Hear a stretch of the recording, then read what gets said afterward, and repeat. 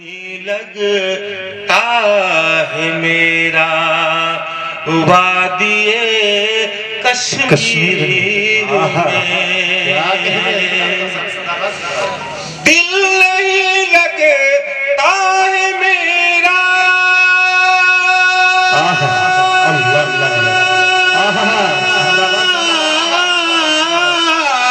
وادی کشمیر میں، لکھ دے طیبہ کا سفر یا رب میری تقدیر میں، لکھ دے طیبہ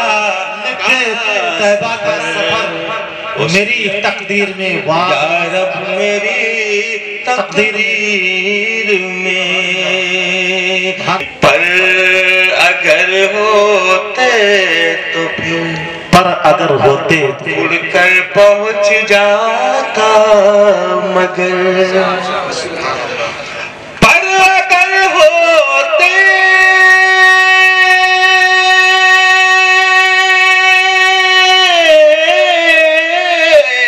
تو پھر اڑ کر پہنچ جاتا، مگر باندھ رکھا ہے غریبی نے مجھے زنجیر میں ہے، نعرے تکبیر۔ علی جناب محمد فہیم رامپوری صاحب جو آپ کی مدینہ کی وادیوں کا طواف کرا رہے تھے تصورات کی دنیا میں۔ اب آئیے حاضرین، میدان ترنم سے میدان خطابت کا سفر کیا جائے اور اصل مقصد کی طرف بڑھا جائے۔ اس سے قبل میں چاہتا ہوں کہ حضرت والا کو آپ کے روبرو کروں، آپ لوگ تھوڑا زندہ دلی کا ثبوت دیں۔ 4 مصرے پڑھوں گا اور آپ لوگوں کو زندہ دلی کا ثبوت دینا ہے۔ تمام اسٹیج والوں کا اور اراکین کمیٹی کا شکر گزار ہوں جنہوں نے بڑی خوبصورت محفل سجائی ہے۔ اللہ تمام اراکین کمیٹی کو سلامت رکھے اور آج کی جو جاندار شاندار صدارت فرما رہے علی جناب شمشیر علی بابا صاحب، ماشاءاللہ وہ بھی اسٹیج پہ جلوہ افروز ہیں۔ انشاءاللہ بہت سارے چہرے ہم کو نظر آ رہے ہیں، نام کسی کا نہیں جانتا، جس کا میں نام جانتا ہوں انشاءاللہ ایک کے بعد دیکھ لیتا رہوں گا، لیکن 4 مصروں کے اندر تمام اسٹیج والوں کو اور آپ لوگوں کو شامل کرتا ہوں، اور آپ لوگ سن کے بتائیں کہ سورج پور والے کیسا سنتے ہیں۔ استاد محترم علی جناب ڈاکٹر شمورہ پوری صاحب کی دعائیں چاہتے ہوئے کہ ارادے نیک ہو تو حوصلہ اللہ دیتا ہے۔ آپ لوگ تھوڑا بیدار رہیں، آپ لوگ سن کے بتائیے گا کہ ارادے نیک ہو تو حوصلہ اللہ دیتا ہے، دوا انسان کرتا ہے شفا اللہ دیتا ہے۔ ارادے نیک ہو، ارادے نیک ہو تو حوصلہ اللہ دیتا ہے، اور دوا انسان کرتا ہے شفا اللہ دیتا ہے۔ اور چلو پھر کر آئے آشنا پیشانی سے سجدے کو، کہ ہے لہجہ تو مؤذن کا صدا اللہ دیتا ہے، کہ ہے لہجہ۔ ماشاءاللہ یہ حافظ محمد آفتاب آنا صاحب ہے، اللہ رب العالمین سے دعا ہے کہ اللہ تعالیٰ ان کو سلامت رکھے، کہ ارادے نیک ہو تو حوصلہ اللہ دیتا ہے، دوا انسان کرتا ہے شفا اللہ دیتا ہے۔ چلو پھر کر آئے آشنا پیشانی سے سجدے کو، کہ ہے لہجہ مؤذن کا صدا اللہ دیتا ہے۔ اس کے اندر ایک شعر ہے، اگر آپ کی خوبصورت سماعتوں تک پہنچ جائے تو آپ کی زندہ دلی ثبوت، آپ کے لوگوں کا ثبوت یہاں تک آنا چاہیے گا۔ آپ لوگ کیسا سنتا، آپ لوگوں کو دیکھنا دکھانا ہے، آپ کے سامنے میڈیا چل رہا ہے کہ ارادے نیک ہو تو حوصلہ اللہ دیتا ہے، دوا انسان کرتا ہے شفا اللہ دیتا ہے۔ چلو پھر کر آئے آشنا پیشانی سے سجدے کو، ہے لہجہ تو مؤذن کا صدا اللہ دیتا ہے۔ اور جسے دولت اور جسے نصیب ہو دولت قناعت کی، جسے نصیب ہو دولت قناعت کی، تو غریبی میں بھی امیری کا مزہ اللہ دیتا ہے، تو غریبی میں بھی امیری کا مزہ اللہ دیتا ہے۔ اب آئیے حاضرین، آپ کو میدان ترنم سے میدان خطابت کا سفر کرا رہا ہوں یہ کہتے ہوئے کہ مقتل کی طرف اب جاتے ہیں۔ اے موت تیری لب چوم کے ہم لے جام شہادت پیتے ہیں، ساقی کی ادا پہ جھوم کے ہم शम्मा यकी के परवाने शोले से मोहब्बत करते हैं, ए ज़ेस्त मेरी राहों से हट हम मौत की इज्जत करते हैं। आइए हाज़रीन, आपको सीधे गढ़ना ले चल रहा हूँ और वहाँ से एक मुकर्रिर शीर बयां हज़रत मौलाना मोहम्मद जुनैद साहब को आपके रूबरू कर रहा हूँ, ये कहते हुए कि खिताबत वक्त में आए तो हथियार बन जाए, कभी नेज़ा कभी खंजर कभी तलवार बन जाए, और खिताबत की गुलफशानी मुसल्लम है जमाने में कि नज्जाशी के आगे जा पड़ो तैयार बन जाए। इस्तकबाल करें अपने महबूब खतीब का आली जनाब हज़रत मौलाना मोहम्मद जुनैद साहब से गुजार हूँ कि आप तशरीफ लाए और अपनी बातों से सामाइन को नवाजें। अल्हम्दुलिल्लाह वहदह वस्सलातु वस्सलामु अला मन ला नबिय्य बअदह। क़ाल अल्लाहु तआला फ़ी कलामिल अज़ीज़ वल फ़ुरक़ानिल हमीद। अऊज़ु बिल्लाहि मिनश शैतानिर रजीम। बिस्मिल्लाहिर रहमानिर रहीम। क़ुल इन कुन्तुम तुहिब्बूनल्लाह फ़त्तबिऊनी युहब्बुकुमुल्लाह। वक़ाल फ़ी मौज़िइन आख़र अलम नशरह लक सदरक व वज़अना अन्का विज़रक। वक़ाल नबी सल्लल्लाहु तआला अलैहि वसल्लम इन्नमा बुइस्तु लिउतम्मिम मकारिमल अख़लाक़। मेरे मोहतरम बुजुर्गों और दोस्तों, मैं आप हज़रात के सामने थोड़ी देर के लिए हायल हो गया हूँ। असल बयानात तो उलमा इकराम के होने हैं, मुझ नाचीज़ को जो हुक्म दिया गया है उसकी पाबंदी करना हम देशों के लिए ज़रूरी है। मेरे मोहतरम बुजुर्गों और दोस्तों, आज इस मजलिस का जो इनेकाद किया गया है ये बहुत ही अज़ीमुश्शान मजलिस है। आज की रात भी बहुत ही अज़ीमुश्शान रात है जो शब बारात के नाम से जानी जाती है। इसी की मुनासिबत से इस मजलिस का इनेकाद हुआ है।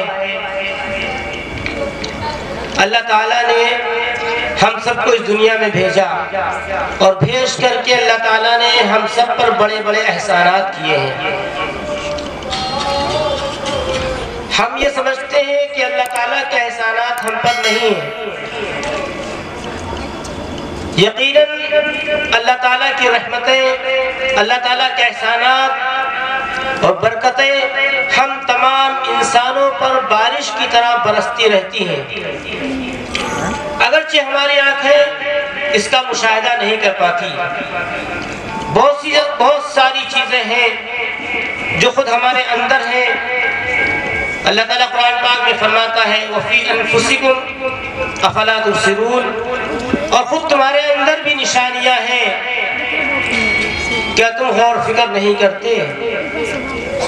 तो अल्लाह ताला की रहमतें और अल्लाह ताला की बरकतें हम तमाम इंसानों पर बारिश की तरह बरसती रहती हैं, लेकिन हम गौर फिक्र नहीं करते। अब एक इंसान जिसके पास आँख जैसी नेमत हो और एक वो इंसान जो आँख की नेमत से महरूम हो, क्या वो दोनों बराबर हैं? जिसके पास आँख की नेमत नहीं है उससे आँख की कदर पूछिए कि किस कदर वो परेशान है। इस फिक्र में है काश मेरी आंखें अच्छी हो जाती, बिनाई आ जाती, मैं भी दुनिया की रंगरलियों को देखता, मैं भी लोगों से मुलाकातें करता, दूसरी चीजों को देखता, लेकिन आँख की नेमत से वो महरूम होने की वजह से दुनिया की सारी नेमतों से महरूम हो गया। एक आदमी के पास पैर नहीं है, किसी के हाथ कटे हुए हैं, वो उस नेमत की कदरदानी जानता है, उस नेमत की कदर जानता है जिस नेमत से वो महरूम है। लेकिन आज हमारे पास जो नेमतें हैं उस नेमत की हमें कदर नहीं, इसलिए कि वो हमारे पास मौजूद है। अगर हमारे पास मौजूद ना होती तो हमें भी उसकी बड़ी कदर होती। इसलिए अल्लाह ताला ने हमको जो नेमतें दी हैं बहुत ही आला नेमतें हैं, बहुत ही अरफा नेमतें हैं। इन नेमतों का इकराम करना, इन नेमतों को बचाना, इन नेमतों की शुक्रगुजारी करना हम सब इंसानों के लिए बेहद जरूरी है। इसीलिए अल्लाह ताला ने हम सब, अल्लाह ताला के हुकूक हम पर आए हैं ان حقوق کی پابندی کرنا ہمارے لیے ضروری ہے۔ اگر ہم ان حقوق کی پابندی نہیں کریں گے تو یقیناً اللہ تعالیٰ ناراض ہوتے ہیں، اور اللہ تعالیٰ کی ناراضگی انسان کے خسارے کا ذریعہ بن جاتی ہے۔ اس لیے میرے محترم بزرگوں اور دوستوں، اللہ تعالیٰ نے جو ہم سب کو راحتیں دی ہیں، جو نعمتیں دی ہیں، اس کی قدر کرنی چاہیے، ان کی ناقدری نہ کریں، ان کے بارے میں برا بھلا نہ سوچیں۔ آج ہم اپنی زبان سے، اپنے کردار سے اور اپنے عمل سے، اپنے کریکٹر سے ایسے ایسے اعمال کرتے ہیں جو اللہ کی ناراضگی والے اعمال ہوتے ہیں۔ اس لیے میرے محترم بزرگوں اور دوستوں، اللہ تعالیٰ کی ناراضگی والے اعمال سے ہم سب کو ہر وقت بچنا چاہیے، اور آپ صلی اللہ علیہ وسلم کی پاسداری اور آپ صلی اللہ علیہ وسلم کے اخلاق حسنہ ہم سب کو اپنی زندگی میں داخل کرنے چاہیے۔ اللہ کے رسول صلی اللہ علیہ وسلم کے اخلاق کس قدر اعلیٰ تھے، کس قدر عرفہ تھے کہ آپ کے اخلاق کو دیکھ کر غیروں نے ایمان قبول کر لیا۔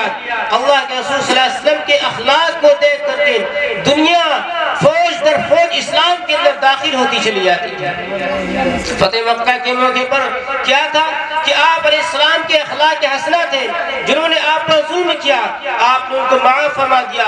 لا تثریب علیکم اليوم اذهبوا وانتم الطلقاء، جاؤ سب کے سب معاف کر دیے جاتے ہو، آج کسی سے کوئی بدلہ نہیں لیا جائے گا۔ اللہ کے رسول صلی اللہ علیہ وسلم کے اخلاق حسنہ ہی تو ہیں۔ میرے محترم بزرگوں دوستوں، ہم سب کی زندگی میں اللہ کے رسول صلی اللہ علیہ وسلم کے اخلاق حسنہ کا لانا ضروری ہے۔ آپ علیہ السلام کے اخلاق کو دیکھ کر کے دنیا تعجب زدہ ہے۔ آج بھی جو کاتبین ہیں، جو رائٹر ہیں، وہ آپ صلی اللہ علیہ وسلم کے اخلاق کو لکھنے پر مجبور ہیں، اس بات پر کہ آپ کے جیسا نہ دنیا میں کوئی آیا نہ کوئی آئے گا۔ دنیا میں ایسے ایسے رائٹر گزرے ہیں جنہوں نے سو ہستیوں کا مطالعہ کر کے اس بات پر پہنچے ہیں کہ دنیا میں ہم نے 100 ہستی کا مطالعہ کیا اور ایک کتاب بھی ڈالی کہ دنیا میں 100 عظیم شخصیتیں، ایسی سی کتاب لکھ کر آخر میں یہ لکھا کہ سب سے عظیم ہستی آپ صلی اللہ تعالی علیہ وسلم کی ہستی ہے۔ اس لیے آپ صلی اللہ علیہ وسلم کے اخلاق کو ہم سب اپنی زندگی میں اپنانے کی فکر کریں اور یہ کوشش کریں کہ آپ علیہ السلام کے اخلاق کیا ہیں، آپ کا کردار کیا ہے، آپ کا عمل کیا ہے، وہ ساری چیزیں ہماری زندگی میں کس طریقے سے آ جائے۔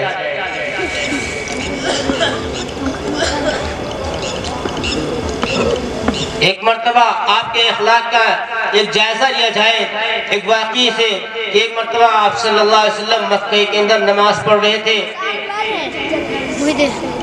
اتنے میں کچھ لوگوں نے آپ پر اونٹ کی اوجھ لا کے رکھ دی۔ آپ صلی اللہ علیہ وسلم نماز میں ہیں، سجدے کی حالت میں ہیں، آپ پر اونٹ کی اوجھ لا کے رکھ دی جاتی ہے، لیکن آپ نے کبھی ان کو برا بھلا نہیں کیا، ان کے لیے بددعا نہیں دی، ان کو کچھ کہا بھی نہیں۔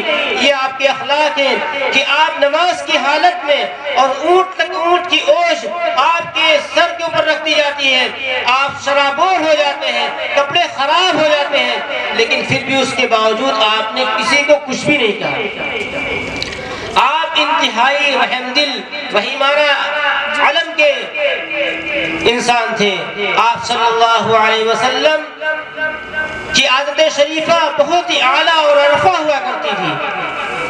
آپ صلی اللہ علیہ وسلم جب بچوں سے ملا کرتے تھے تو بچوں کو بہت پیار کیا کرتے تھے، کبھی کبھی بچوں کو بوسہ لیا کرتے تھے، ان کو سلام کیا کرتے تھے، ان کو تعلیم دیا کرتے تھے۔ ایک مرتبہ آپ صلی اللہ علیہ وسلم کی مجلس لگی ہوئی تھی، چند صحابہ کرام بیٹھے تھے، کچھ اور لوگ بیٹھے ہوئے تھے، ایک بچہ آیا، آپ نے اس بچے کا بوسہ لیا۔ ایک صحابی کھڑے ہوئے، یا رسول اللہ ہمارے تو 10 اولادیں ہیں، میرے تو 10 بچے ہیں، میں نے آج تک اپنے بچوں کا بوسہ تک نہیں لیا ہے، یا رسول اللہ حیرت سے دیکھ رہے ہیں۔ اللہ کے رسول نے فرمایا من لا یرحم لا یرحم، جو رحم نہیں کرتا اس پر رحم نہیں کیا جاتا۔ اتنے رحیم تھے اللہ کے رسول صلی اللہ علیہ وسلم بچوں کے ساتھ۔ بازار میں نکلتے، گلیوں میں نکلتے، بچوں سے ملاقات ہو جاتی تو ان کو سلام کر لیا کرتے تھے۔ حضرت شداد ابن اوس رضی اللہ تعالی عنہ فرماتے ہیں کہ ایک مرتبہ آپ صلی اللہ علیہ وسلم ہمارے پاس آئے اور عشاء کی نماز کا وقت ہو رہا تھا۔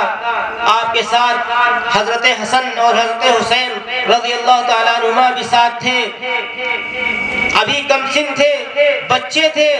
آپ صلی اللہ علیہ وسلم کے ساتھ میں گئے ہوئے تھے۔ آپ نے عشاء کی نماز پڑھائی اور نماز کے دوران میں وہ بچے آپ صلی اللہ علیہ وسلم کی پیٹھ کے اوپر سوار ہو گئے۔ آپ سجدے کی حالت میں ہیں، وہ بچے آپ کی پیٹھ پر سوار ہیں۔ حضرت شداد ابن اوس کہتے ہیں جب سجدے کی حالت میں کافی دیر ہو گئی، مجھے یہ ڈر لگا کہ کہیں آپ پر کوئی وحی نازل نہ ہو رہی ہو یا کہیں آپ رخصت نہ ہو گئے ہوں۔ میں اس گھبراہٹ میں اپنا سر اٹھا کے دیکھتا ہوں تو بچے یعنی حضرت حسن اور حضرت حسین آپ کی پیٹھ پر سوار ہیں۔ آپ نے نماز کو طول دے دی، نماز لمبی کر دی۔ کبھی اس خیال سے نماز لمبی کر دی کہ ہماری پیٹھ کے اوپر بچے سوار ہیں، اس خیال سے نماز کو لمبی کر دیا کرتے تھے، اور کبھی نماز کو اس خیال سے چھوٹی کر دیا کرتے تھے کہ جب فجر کی نماز کبھی کبھی پڑھاتے تھے یا کوئی اور نماز پڑھایا کرتے تھے اور محلے سے بچے کی آواز مسجد تک پہنچتی تو آپ صلی اللہ علیہ وسلم نماز کو جلدی پڑھا دیا کرتے تھے۔ پتہ نہیں ماں کس حال میں ہو اور اس کا بچہ رو رہا ہو، اس کو دودھ کی ضرورت ہو، اس کو کسی چیز کی حاجت ہو اور وہ اس کو مل نہ رہی ہو، بچہ تڑپ رہا ہو، آپ صلی اللہ علیہ وسلم کے اخلاق کریمانہ، آپ صلی اللہ علیہ وسلم کی مشفق والی زندگی، شفقت والی زندگی آپ کو اس بات کی اجازت نہیں دیتی کہ آپ فوراً نماز میں سلام پھیر دیا کرتے تھے تاکہ بچے کو اس کی ضرورت کی چیز مل جائے۔ یہاں تک کہ آپ صلی اللہ علیہ وسلم بچوں کے ساتھ ساتھ جانوروں کے ساتھ بھی بہت نرم دل تھے، بہت رحم کا معاملہ فرماتے تھے، غلاموں کے ساتھ رحم و کرم کا معاملہ فرمایا کرتے تھے۔ ایک مرتبہ آپ صلی اللہ علیہ وسلم ایک صاحب کے باغ میں تشریف لے گئے۔ جب آپ صلی اللہ علیہ وسلم باغ کے اندر پہنچے تو اونٹ نے آپ کو دیکھا اور دیکھ کر رونا شروع کر دیا۔ آپ صلی اللہ علیہ وسلم سے شکایت کی۔ آپ صلی اللہ علیہ وسلم نے پوچھا اس کا مالک کون ہے؟ مالک کو بلایا گیا، مالک آیا، اس سے پوچھا کہ اونٹ تمہاری شکایت کرتا ہے۔ اللہ کے رسول نے فرمایا اونٹ کے جانوروں کے معاملات کے بارے میں اللہ سے ڈرو۔ اونٹ تمہاری شکایت کرتا ہے کہ تم اس سے کام زیادہ لیتے ہو اور اس کو کھانے کو کم دیتے ہو۔ اللہ سے ڈرو، اتقوا اللہ، اللہ سے ڈرو جانوروں کے بارے میں۔ اللہ کے رسول صلی اللہ علیہ وسلم بہت ہی مہربان، شفیق دل، رحم دل انسان تھے۔ اس لیے میرے محترم بزرگ و دوستو، اللہ کے رسول صلی اللہ علیہ وسلم کی زندگی ہمارے لیے اسوہ حسنہ ہے۔ لقد کان رسول اللہ اسوۃ حسنہ۔ اللہ کے رسول صلی اللہ علیہ وسلم کی زندگی ہمارے لیے اسوہ حسنہ ہے۔ ہم آپ کی زندگی کو اپنے لیے نمونہ بنائیں۔ اس لیے میرے محترم بزرگ و دوستو، آپ صلی اللہ علیہ وسلم کے اخلاق، آپ صلی اللہ علیہ وسلم کی نرمی ہر انسان کے ساتھ برابر تھی۔ حضرت عروہ ابن مسعود رضی اللہ تعالی عنہ ایک صحابی ہیں، ان کے پاس ایک غلام رہا کرتے تھے زمانے جاہلیت سے۔ ایک مرتبہ کسی غرض کی وجہ سے غلام سے کوئی غلطی ہو گئی، عروہ ابن مسعود غلام پر ٹوٹ پڑے اور اس کو مارنا شروع کر دیا اور بے انتہا مارنا شروع کر دیا۔ اتنے میں آپ صلی اللہ علیہ وسلم پیچھے سے آئے اور آواز دی، یا ابا مسعود۔ یہ آواز ان کے کان میں ہلکی سی پڑی لیکن ادھر متوجہ نہیں ہوئے ابو مسعود۔ پھر دوبارہ آواز قریب سے آئی، یا ابا مسعود، اے ابو مسعود کیا کر رہے ہو، کیوں اپنے غلام کو مارتے ہو؟ جب یہ آواز ان کی کان میں پڑی فوراً آپ صلی اللہ علیہ وسلم کی طرف متوجہ ہوئے اور کہا، آپ صلی اللہ علیہ وسلم کی طرف متوجہ ہوئے، اللہ کے رسول نے فرمایا کہ تم اس غلام کو مار رہے ہو، کل قیامت کے دن تم سے اس غلام کے تعلق سے سوال کیا جائے گا۔ ابن مسعود کے اوپر ایسی ہیبت طاری ہوئی اور کہا اے اللہ کے رسول میں نے آج سے اس غلام کو آزاد کر دیا، اللہ کے لیے آزاد کر دیا۔ اس لیے میرے محترم بزرگ دوستو، ہم سب اپنی زندگیوں کے بارے میں سوچیں کہ اللہ کے رسول صلی اللہ علیہ وسلم کے امتی ہیں، اللہ کے رسول صلی اللہ علیہ وسلم کے چاہنے والے ہیں، آپ صلی اللہ علیہ وسلم کی سیرت کا مطالعہ کرنے والے ہیں، آپ صلی اللہ علیہ وسلم کے اخلاق حسنہ کو پڑھنے والے ہیں، آپ صلی اللہ علیہ وسلم کے اخلاق حسنہ کے تعلق سے جو باتیں کی گئی ہیں ان باتوں کو اپنے دل میں جگہ دیں اور یہ سوچیں اور غور فکر کریں کہ یہ باتیں ہمارے دل کے اندر آ جائیں، اس لیے کہ ہم آپ صلی اللہ علیہ وسلم کے امتی ہیں، آپ کے چاہنے والے ہیں، آپ کی تعلیمات پر عمل کرنے والے ہیں۔ اللہ نے ہم کو بھیجا ہی اس لیے ہے، اللہ نے ہم کو بھیجا اس لیے ہے، اسی لیے کہا کنتم خیر امت اخرجت للناس، تم بہترین امت ہو، اللہ کے رسول صلی اللہ علیہ وسلم کی امت قرار دیا گیا ہے۔ اس لیے امتی کا حق یہ ہے کہ اپنے آقا کی محبت کو اپنے سینے میں بٹھائیں، اپنے آقا کی سیرت کو اپنے دل سے لگائیں، اپنے آقا کے اخلاق کو اپنے سینے میں اتاریں، اپنے آقا کے اخلاق کریمانہ کو دل و جان سے مضبوطی کے ساتھ پکڑ کر اس پہ چلنے والے بن جائیں۔ اگر آپ صلی اللہ علیہ وسلم کے اخلاق کریمانہ کو لے کر کے ہم زندگی گزاریں گے تو یقیناً دنیا میں بھی کامیاب ہوں گے اور آخرت کے اعتبار سے بھی کامیاب ہوں گے۔ اس لیے میری محترم بزرگ اور دوستو، ہم آپ صلی اللہ علیہ وسلم کے اخلاق کو، آپ صلی اللہ علیہ وسلم کی زندگی کو اپنی زندگی کے لیے نمونہ بنا کر کے رکھیں، اور دنیا کے جو کام ہیں وہ سارے کے سارے کام آپ صلی اللہ علیہ وسلم کی سیرت سے میل کھا رہے ہوں۔ آج ہم دنیا میں ناکام کیوں ہیں؟ ہم نے آپ کا طریقہ چھوڑا، آپ کی سیرت چھوڑی، آپ کے کردار کو چھوڑ دیا، آپ صلی اللہ علیہ وسلم کے عمل کو چھوڑ دیا۔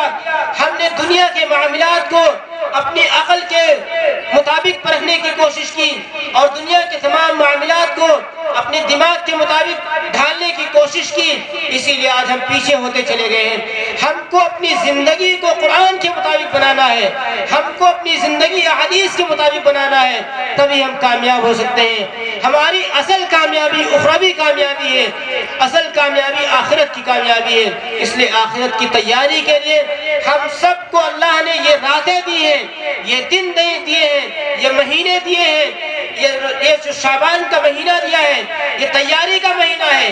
یہ تیاری کس چیز کی ہو رہی ہے؟ ابھی رمضان کا مہینہ آنے والا ہے، اس کی تیاری کے لیے مہینہ دیا گیا ہے۔ اللہ کے رسول صلی اللہ علیہ وسلم اس سے ایک مہینہ پہلے اس بات کے لیے دعا کیا کرتے تھے، اللہم بارک لنا فی رجب و شعبان وبلغنا رمضان۔ اے اللہ رجب اور شعبان کے مہینے میں برکت عطا فرما اور ہمیں رمضان تک پہنچا۔ یہ تیاری ہے، رجب کے مہینے سے تیاری چل رہی ہے شعبان میں اس کے رمضان کے لیے۔ اب شعبان کا مہینہ چل رہا ہے، یہ تیاری کا مہینہ ہے۔ یہ تیاری کس چیز کی ہے؟ یہ رمضان کی تیاری ہے۔ اور رمضان کس چیز کے لیے ہے؟ یہ آخرت کی تیاری ہے۔ کل اللہ کو میدان محشر میں منہ دکھانا ہے، وہاں پہ کھڑے ہونا ہے، سب سے پہلے پوچھا جائے گا نماز کے بارے میں، تو ہم کیا جواب دیں گے؟ روز محشر کی جان گداس بوت اولی پرشش نماز بوت۔ قیامت کے دن جب جان پگھل رہی ہوگی تو سب سے پہلے نماز کا سوال کیا جائے گا۔ اس لیے میرے محترم بزرگو دوستو، اللہ نے دنیا میں ہم کو بھیجا ہی اس لیے ہے کہ ہم آخرت کی تیاری کریں۔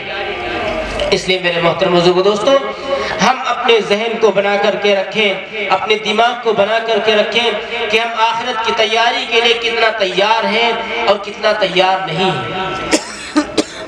ہماری مائیں اور بہنیں بھی ہیں، ہماری اور مائیں بہنیں یہ سوچتی ہوں گی کہ ہمارے لیے کوئی چیز نہیں ہے، یہ جو بیانات چلتے ہیں، جو باتیں آتی ہیں، صرف اور صرف آدمیوں کے لیے۔ مائیں اور بہنیں بھی اس میں شامل ہیں، جو تمام باتیں آتی ہیں ان تمام باتوں میں مائیں اور بہنیں بھی شامل ہیں، بلکہ ماؤں کے لیے، بہنوں کے لیے جو اسلام نے حقوق دیے ہیں، جو اسلام نے ان کو حقوق عطا کیے ہیں، وہ حقوق اسلام سے پہلے ان کو نہیں ملے تھے۔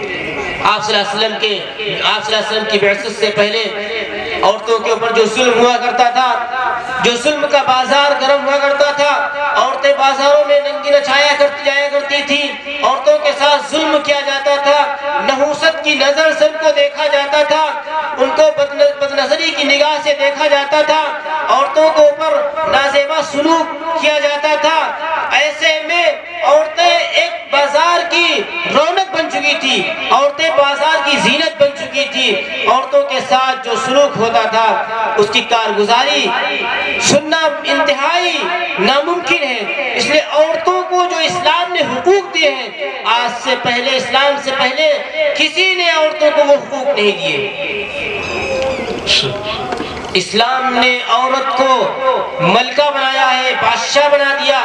عورت کو گھر میں اس لیے بٹھایا کہ تم گھر کی زینت بنو۔ گھر سے جس طرح بادشاہ اپنے محل سے لوگوں کو حکم دیتا ہے کہ آج فلاں کام کرنا ہے، آج فلاں کام کرنا ہے، اسلام نے عورتوں کو گھر میں رہ کر ملکہ بنا کر کے یہ آرڈر دے دیا کہ تم اپنے شوہر کو آرڈر کرو کہ آج ہمارے وہاں فلاں چیز نہیں، یہ لا کر کے دو، آج ہمارے یہاں سبزی نہیں، سبزی لا کے دو، آج دال ختم ہے، یہ لا کر کے دو، آج ہماری یہ ضرورت ہے، وہ ضرورت ہے، کپڑے نہیں ہیں، فلاں فلاں چیزیں نہیں ہیں۔ یہ عورت ملکہ بن کے زندگی گزار رہی ہے۔ یہ ملکہ والی زندگی کس نے دی ہے؟ یہ اسلام نے اس کو زندگی دی ہے۔ اب عورتوں کو چاہیے کہ اسلام کے دامن کو مضبوطی سے تھام کر کے رکھیں اور اسلامی تعلیمات پہ عمل کریں۔ عورتیں خاص طور پر نماز کے معاملات میں کاہلی کرتی ہیں، سستیاں کرتی ہیں، اس لیے میری ماں اور بہنوں نماز کے تعلق سے بالکل کاہلی نہ کریں۔ اللہ کے رسول صلی اللہ علیہ وسلم نے ضمانت لی ہے اس بات کی، جو عورت 5 وقت کی نماز پابندی سے ادا کرے، اپنے شوہر کی خدمت کرے، شوہر کے معاملات میں نرمی کا معاملہ کرے، اس کی اچھی طرح خدمت کرے اور اپنے شرمگاہ کی حفاظت کرے، اپنے مال کی حفاظت کرے۔ عورت مرد کی موجودگی میں، اس کی غیر موجودگی میں اللہ کے رسول صلی اللہ علیہ وسلم ضمانت لیتے ہیں اس عورت کے لیے کہ اس کے لیے جنت کے 8 دروازے ہیں، 8 دروازے اس کے لیے کھلے ہوئے ہیں۔ عورت جس دروازے سے جنت میں جانا چاہے چلی جائے۔ جزاک اللہ۔